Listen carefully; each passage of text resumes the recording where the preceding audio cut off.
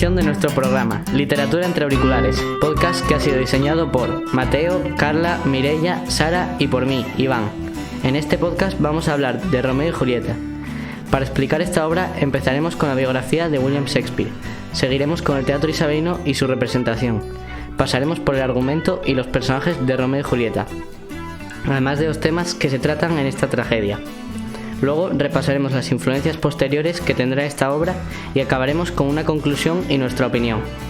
Para empezar a hablar sobre esta historia comenzaremos con la vida del propio autor, William Shakespeare, quien nace a mediados del año 1564 en Stratford, al sur de Inglaterra, perteneciente a una familia católica y desde pequeño crece con una gran pasión por el teatro, que primeramente lo lleva a actuar en diferentes obras en Inglaterra y que después lo lleva a escribir composiciones como Hamlet, Otelo, Macbeth y la más conocida y sobre la que vamos a hablar en este podcast, Romeo y Julieta.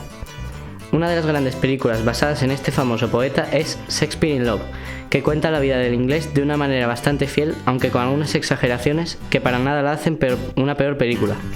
William Shakespeare ha sido y será un poeta y actor tan importante que el mundialmente conocido Día del Libro se celebra cada 23 de abril en memoria del día en el que el gran escritor inglés falleció, 23 de abril de 1616, el mismo día que nuestro Cervantes.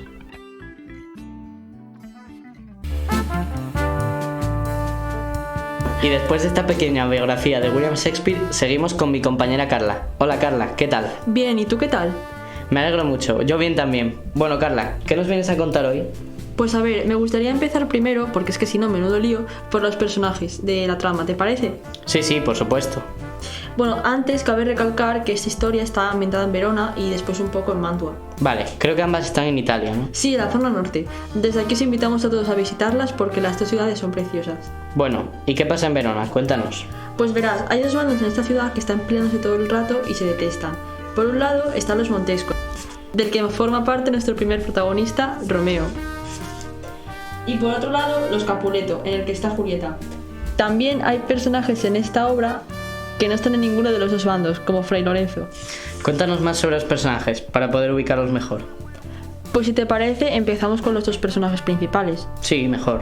Bueno, pues Romeo es el joven protagonista junto con Julieta, la cual después relataré sobre ella, el hijo de los Montesco.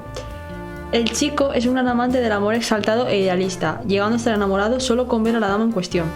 A nuestra joven Julieta la aprecia de manera que nos hace creer que es perfecta, nos la describe tal y como a la dona Angelicata, y él llegando a sentirse a menor nivel comparado con su amada, como en el amor cortés. Romeo es un joven dispuesto a todo, decidido, seguro de sí mismo, atento, romántico, caballeroso, dramático. Un partidazo, vamos. Ya lo creo. Además, en la película de Baz Luhrmann está interpretado por un jovencísimo Leonardo DiCaprio. Entonces, imagino que, si nos has presentado a Romeo, ahora nos toca a Julieta. Pues así es, has acertado. Julieta es la dama de Romeo, hija de los Capuleto, los mayores enemigos de los Montesco, que siempre andan peleándose cada vez que se ven. Es una joven risueña, amante del gran amor, y por supuesto dramática. Y aunque al principio fuese obediente y dócil, acaba por desafiar las normas de sus padres. Vaya, que son tal para cual. Pues así es, porque se enamoran perdidamente. Y después de explicar nuestros protagonistas, ¿qué viene ahora? Pues ahora vamos a seguir presentando a las familias. Empezaré por los padres de estos dos. El señor y la señora Montesco son los padres de Romeo y los Capuleto son los de Julieta. Un poco complejos los apellidos. Es que son italianos. Es que no sé, podrían ser los Fernández y los García, que son más comunes. Tienes toda la razón, no sé cómo a Shakespeare no se le pudo ocurrir. Bueno, continúo. La nodriza es la mujer que contrata a los padres de Julieta para que la amamanten, ya que en aquella época estaba mal visto que la propia madre diese de mamar a sus hijos. Se lleva muy bien con Julieta, considerándola casi como si fuese una hija. Qué bonito que la quiera como una hija. Sí, es muy bonito. Teobaldo es el primo de Julieta, o sea, otro Capuleto. Es que vaya tela con los nombrecitos, con lo bien que queda don Juan. Venga, hombre, Iván, centrémonos. Bueno, Mercucho es el mejor amigo de Romeo, que suele burlarse de este, pero de manera amistosa. Y Benvolio, otro amigo de Romeo. Estos tres siempre andan juntos. O sea, el grupito de tres de toda la vida. Pues dicen que el grupito de tres nunca funcionan. Por suerte este grupo conecta muy bien. Luego está el fraile, llamado Fray Lorenzo, que es el cura de Verona, el que siempre ayuda a Romeo y a Julieta cuando la necesitan. Qué majo, ¿no? La verdad es que sí, es de mis favoritos de hecho. Y para acabar está Paris. El señor y la señora Capuleto deciden que ya es hora de casar a su hija, Julieta, y de entre todos los hombres de Verona escogen a este joven noble para que contraigan matrimonio. Además es pariente del príncipe. No está nada mal escogido por lo que veo. No, la verdad es que no, pero Julieta solo tiene ojos para Romeo. Que solo estoy de verdad. Pero bueno, que viva el amor. ¡Que viva! Bueno, entonces ya están todos. Sí, porque solo he contado acerca de los más importantes y relevantes para entender la obra. Oye, ¿y qué te parece si nos cuentas ahora la historia? Me da mucha curiosidad qué es lo que ocurre con todos ellos. Pues claro que sí, hombre, vamos allá. Verona, Italia, es el escenario principal del conflicto entre dos familias poderosas, que como dije antes son los Capuleto y los Montesco, las familias de Romeo y Julieta. Por cosas del destino, Romeo se infiltra en una fiesta de los Capuleto con sus amigos, Mercucho y Benvolio, en la cual conoce a Julieta. A pesar de que Romeo estuviese anteriormente enamorado, porque no lo estaba, de Rosalina, en cuanto la ve o la olvida y se queda totalmente perplejo ante la belleza de Julieta. Se besan durante la fiesta sin ser vistos, pero cuando Romeo se tiene que ir, los dos se quedan con ganas de seguir viéndose. Qué rápido se enamoran estos dos. Pues sí, vamos, lo que es un amor a primera vista. ¿Qué te parece si escuchamos sus propias palabras? Venga, veamos. Si mi mano indigna profano tu santuario, será dulce el castigo. Mis labios borrarán su rudo tacto, como dos sonrojados peregrinos. Buen peregrino, habléis de vuestra mano. Cruelmente cuando actúa con respeto, también las palmas de los santos besan, juntando palmas las de los romeros. ¿No tienen labios romeros y santos? Sí, peregrino, son para rezar. ¿Pueden mis labios, pues, como las manos, rezarte para no desesperar? El santo no se mueve, aunque conceda. Besas como un experto. El caso es que Romeo, al no poder aguantarse más sin verla, va a su casa por la noche. Pero como comprenderás, Julieta quiere saber si Romeo va en serio o solamente va a lo que va. Entonces le pide un compromiso por su parte. Romeo acepta y le dice que manda a la nodriza a una determinada hora para darle una noticia. Así lo hace y Romeo al día siguiente va a hablar con el fraile. Este accede a casarles a escondidas, porque si lo hace, las peleas acabarían entre las dos familias, ya que sus hijos estarían casados, y Romeo y Julieta quieren casarse porque así no les podrían separar. Qué romántico. Y además podría ser una buena idea. ¿Por qué se tuerce todo al final? Bueno, pues la nodriza llega a casa y le dice a Julieta que acuda a la celda del fray Lorenzo. Ella se pone muy alegre y acude allí lo más rápido que puede. Al llegar, Romeo también está allí y son unidos en sagrado matrimonio por el fraile.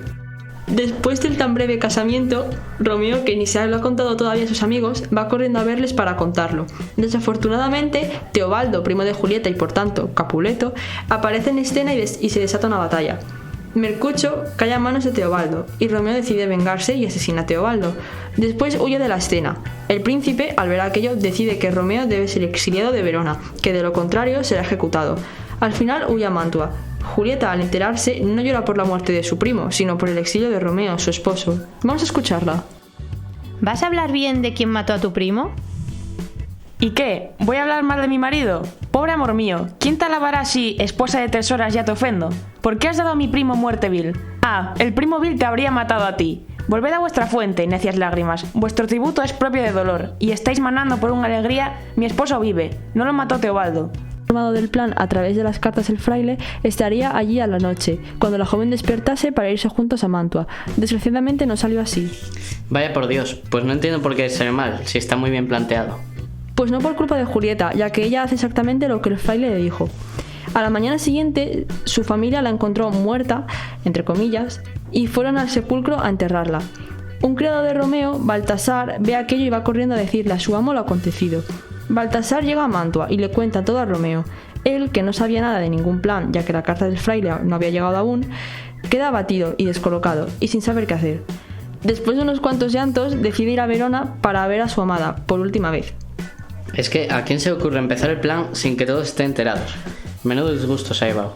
Pues eso mismo pensé yo, pero bueno, así son ellos. De camino a Verona, Romeo va a un boticario y le pide un veneno letal, porque lo que desea es morir junto a su esposa. En el sepulcro, Romeo ve a Paris y se enzarzan en una pelea en la que se le ha fallecido el conde. Después, Romeo se traga su veneno junto a ella y muere. Julieta al poco despierta y al ver aquella horrible escena se clava el puñal de Romeo, porque no le ve sentido a su vida sin su amado. Escuchamos ahora cómo Fray Lorenzo explica el final de esta gran historia. Seré breve, pues no me queda aliento para contar una historia tan larga. Romeo era el marido de Julieta y ella la fiel esposa de Romeo. Yo celebré las nupcias en secreto el día que murió Teobaldo, y esto ocasionó el destierro de Romeo. Por él lloraba ella, no por Teobaldo. Para aplacar su terrible dolor, concedisteis su mano, por la fuerza, al conde Paris. Ella vino a verme y me rogó desesperadamente que impidiera el segundo matrimonio, o se daría muerte allí en mi celda. Le ofrecí con la ayuda de mis artes una poción somnífera que hizo el pretendido efecto y que le dio apariencia de muerta. Yo escribí a Romeo que viniese aquella noche a sacarla de su prestada tumba cuando cediese el efecto del filtro, pero Fray Juan, que llevaba el mensaje, fue detenido por error y anoche me devolvió la carta. Vine solo a la hora prevista para verla despertar, rescatarla de esa bóveda y conducirla en secreto a mi celda hasta poder decírselo a Romeo. Pero cuando llegué, poco antes de que Julieta despertase, vi en el suelo muertos al noble Paris y a Romeo. Despertó, le rogué que me siguieran y aceptase los hechos resignada, y al parecer se dio muerte violenta. Pues Carla, muchas gracias por esta gran explicación de todo lo que sucede en esta magnífica historia. Un placer, Iván. Hasta la próxima. Hasta luego.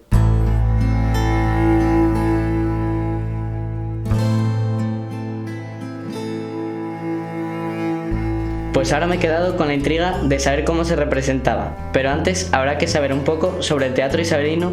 Mateo, cuéntanos un poco qué es y cómo surge. Hola, bueno, el teatro isabelino son las obras dramáticas escritas durante el reinado de Isabel I en Inglaterra, y en especial la obra de William Shakespeare. También hay otros autores relevantes como son Thomas King, Ben Jonson o Christopher Marlowe. Y el teatro isabelino también tiene referencias del Renacimiento, porque llega tarde a Inglaterra. Este comenzó con representaciones privadas en palacio y más tarde la reina Isabel I dejó que los actores repitiesen las obras en tabernas y patios de posadas para aquellas personas dispuestas a pagar por verlas. Y así es como surgen los primeros grupos de actores. Y tengo entendido que las mujeres no podían representar, ¿no es así? Pues no, solo los hombres podían actuar. ¿Y para los papeles femeninos cómo se hacía? Muy fácil, escogían a hombres a los que no les hubiese cambiado la voz aún, lo cual no tenía el mismo efecto, pero... Pues qué mal. Y una cosa, ¿cuándo acabó el teatro isabelino? Los teatros se clausuran en 1642 a causa de la guerra civil, y pues así también es como acaba el teatro isabelino. Bueno, ¿y nos podrías contar alguna característica general? El teatro isabelino funde la tradición popular con la culta, y se convierte en un espectáculo de masas. Se caracteriza por los siguientes rasgos. Se representaba en edificios poligonales. En el patio de estos edificios estaba el escenario y alrededor de este 2 o 3 pisos de galerías. Las localidades se repartían por clases sociales. Las clases más bajas se quedaban de pie en el patio, mientras que las clases superiores se establecían en las galerías más altas. Las representaciones duraban desde primera hora de la tarde hasta el anochecer. Y solo se representaba en las horas de luz porque obviamente no había focos y claramente cuando no llovía porque no había techo en el patio. Entonces solo se podía representar en épocas concretas, desde la primavera hasta principios del otoño. Ajá, y en cuanto a la decoración del escenario, ¿cómo era? Bueno, pues en general era bastante. Para representar un trono podían usar una silla de brazos, una mesa para representar una taberna o unas ramas para, por ejemplo, representar un bosque. Bastante escasa, la verdad. Sería difícil seguir la trama, ¿no? Claro que no. Debido a la escasa decoración, los actores tenían que especificar todo. Por ejemplo, si alguien moría, tenían que expresarlo con palabras y dramatizarlo mucho. Por ejemplo, Mercucho al morir dice esto: Ánimo, hombre, la herida no es muy grande. No, no es tan profunda como un pozo, ni tan ancha como la puerta de una iglesia, pero es más que suficiente para cumplir su cometido. Preguntad por mí mañana y me encontraréis de un humor negro y apestoso. Os aseguro que soy ya un fiambre para este mundo. ¡Malditas familias! ¡Rayos! Que un perro, una rata, un ratón o un gato le araña a uno de muerte. Un fanfarrón, un granuja, un canalla que pelea según el libro de aritmética. ¿Por qué diablos te interpusiste entre nosotros? Me hirió por debajo de tu brazo. Lo hice con la mejor intención. Llévame a alguna casa, buen Benvolio, que me desmayo. ¡Malditas familias! Me he convertido en carne de gusanos, estoy perdido. ¡Malditas familias! Y si había tan poca decoración, ¿cómo era el vestuario? Los trajes usados por las compañías de teatro isabelinas reflejaban la moda de la época. Los actores estaban vestidos con el estilo de sus contemporáneos reales, incluso cuando retrataban cuentos históricos. El personaje se vestía con piezas históricas o culturalmente apropiadas para demostrar el estereotipo de este. Qué curioso, la verdad. No me lo esperaba para nada así. Muchas gracias. Un placer, adiós. Hasta pronto.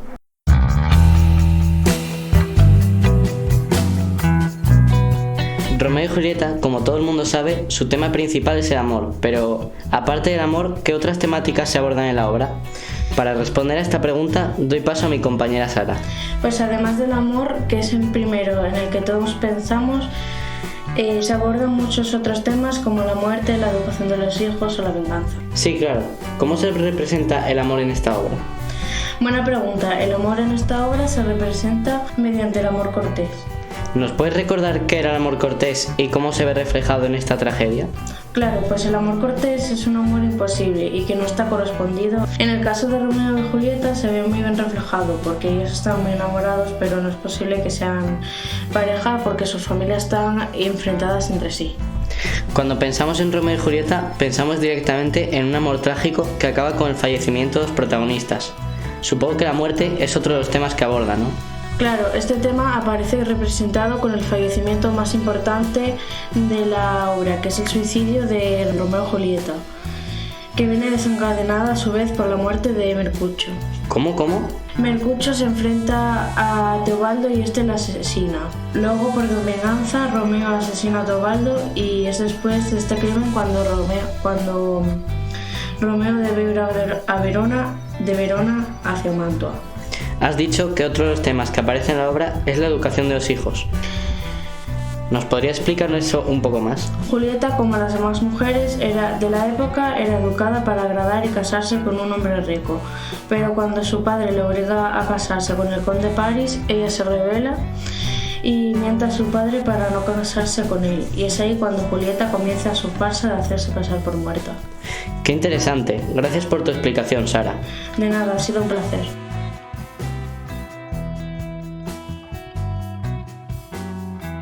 Romeo y Julieta ha inspirado a muchos artistas de diferentes ámbitos. Mi compañera Mireia ha estado investigando sobre eso, ¿no es así? Sí, de hecho tengo varios ejemplos. ¿Te parece que empecemos con la música? Me parece perfecto. Vale, pues podemos empezar por Romeo and Juliet de The Killers. En esta canción podemos ver, aparte de en el título, referencias a la obra en su letra. Perdona que te interrumpa, Mireia, pero ¿qué te parece si ponemos un trozo de la canción donde se ve la referencia que hace sobre Romeo y Julieta? Me parece genial. ¡Hala! Pues tiene más referencias de las que pensaba, pero no creo que todo el mundo sepa inglés. ¿Podrías traducirnos lo que dice la canción? Por supuesto que sí. La canción dice así: un Romeo enamorado canta una serenata por las calles, deprimiendo a todo el mundo.